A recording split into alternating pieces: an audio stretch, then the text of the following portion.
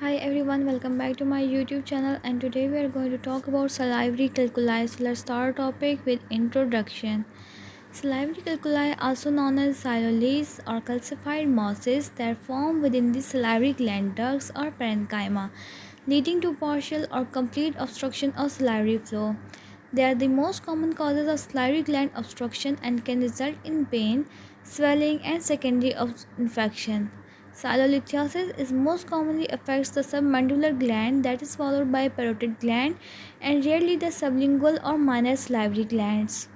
Etiology: the exact cause of salivary calculi is multifactorial. They may include salivary stasis, that is, the reduced salivary flow due to dehydration, chronic illness, or medication, and this stasis promote mineral deposition within the duct. Second cause may be altered saliva composition, that is, increased calcium and phosphate concentration. If there is high mucin content, it favors nucleation and stone formation. Third etiology is ductal anatomy, as submandibular duct is long and tortuous with upward flow against gravity. It predisposes it to the obstruction. Narrow duct or stenosis may contribute to it. Fourth etiology may be chronic inflammation or trauma, as recurrent silodinitis or ductal injury promotes calcification of debris. Fifth etiology are other factors that include genetic predisposition and dietary calcium or systemic metabolic conditions. Pathogenesis of salivary calculi. Pathogenesis of salivary calculi involve nucleation and deposition of minerals. First, there is initiation, that is, organic debris such as mucus, desquamated epithelial cells, or bacterial colonies that act as a nidus. Then there are mineral deposition that include calcium phosphate and carbonate salt deposits around the nidus, and stone gradually enlarge over months to years. Then there is obstruction phase, in which there is partial or complete blockage of saliva flow that leads to retrograde infection, inflammation, and swelling.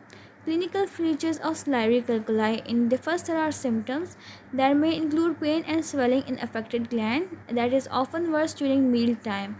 That is also called as mealtime syndrome. There is tenderness over gland region. There is reduced serostomia or reduced salivary flow. There is recurrent swelling with or without infection. Then there are signs that include firm palpable mass around the course of the duct. There is sometimes visible such as whitish stone at the duct or especially Wharton's duct. There is redness or tenderness if secondary infection develops. Common site of salivary calculi includes submandibular duct, that is Wharton's duct. 80 to 90% of calculi are there. Then there are parotid gland at Stensen's duct. 5 to 20% calculi form over there. Then there is sublingual or minor gland, that is a rare site for salivary stone formation. Histopathology, not routinely required, as diagnosis is usually clinically or radiographic. If excised concentric layer of calcified material around organic nidus is found, and duct may show chronic inflammation and fibrosis. Diagnosis include clinical examination that includes palpation of duct and gland, and expression of saliva that may reveal stone or purulent discharge, and imaging that include occlusal or panoramic radiograph, that is radiopaque stones are there, ultrasound that detect radiolucent and small stones, CT scan that evaluates deep or multiple calculi, and then also do oscillography that visualize ductal obstruction and anatomy. Laboratory tests can be done also that are rarely required but may include blood counts if secondary infection is suspected.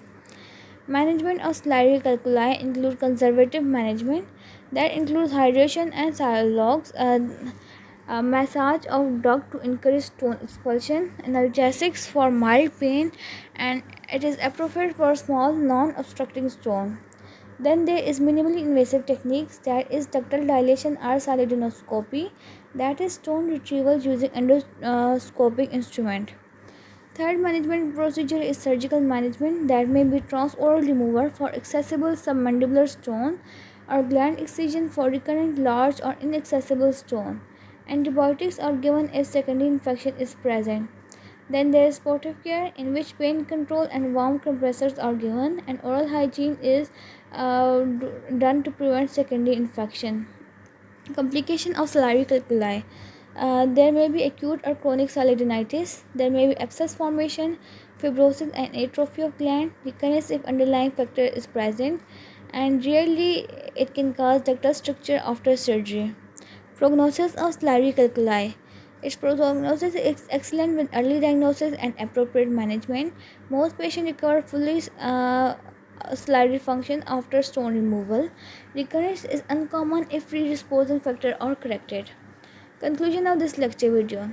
Salivary calculi are most common causes of salivary gland obstruction that primarily affect the submandibular gland. Early recognition of painful meal-time swelling, palpable stone, and ductal obstruction is critical. Management range from conservative measures and dialogues to minimally invasive stone removal or surgery. Maintaining hydration, salivary flow, and oral hygiene is essential to prevent recurrence and preserve gland function. And this was all about salivary calculi. Hopefully you liked the video. If you do, don't forget to like, share, subscribe and comment. Thank you for watching.